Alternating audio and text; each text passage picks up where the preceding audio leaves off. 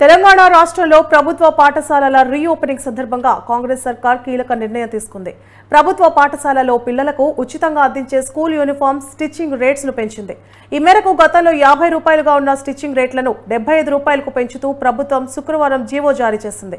కాంగ్రెస్ అధికారంలోకి వచ్చాక ప్రభుత్వ పాఠశాలల్లో మౌలిక వసతులకు పెద్దపీట వేసిన సర్కార్ రీఓపెనింగ్ సమయానికి స్కూళ్లలో మరమ్మతు పనులు పూర్తి చేయాలని ఆదేశాలు జారీ చేసింది.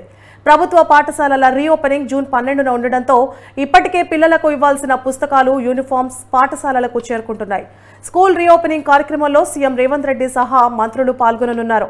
ప్రభుత్వ పాఠశాలలు, ప్రభుత్వ పుస్తకాలు, యూనిఫామ్స్ పంపిణీ చేపట్టనున్నారు. రాష్ట్ర వ్యాప్తంగా 26,000 పాఠశాలలు ఉండగా వాటిలో 19 లక్షల మంది విద్యార్థులు చదువుతున్నారు. వీరికి పుస్తకాలతో పాటు 2 యూనిఫామ్స్ అందించనున్నారు.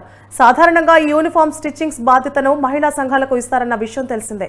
అయితే స్టిచ్చింగ్ ఛార్జెస్ తక్కువగా ఉండడంతో తమకు తీవ్ర ఇబ్బందులు తలెత్తుతున్నాయని, వాటిని పెంచి తమను ఆదుకోవాలని మహిళా సంఘాలు కలెక్టర్లు, మంత్రులు సీఎం దృష్టికి తీసుకువచ్చారు. దీంతో రాష్ట్ర ప్రభుత్వం మహిళా సంఘాలకు ఊరటను ఇచ్చేలా 50 నుంచి స్టిచ్చింగ్ ఛార్జెస్ ను 75 రూపాయలకు పెంచుతూ నిర్ణయం తీసుకుంది. దీనిపై త్వరలో ఓ నిర్ణయం తీసుకుంటారని రాహుల్ తెలిపారు. ఎన్నికల ఫలితాలపై చర్చించేందుకు కాంగ్రెస్ అధ్యక్షుడు మల్లికార్జున ఖర్గే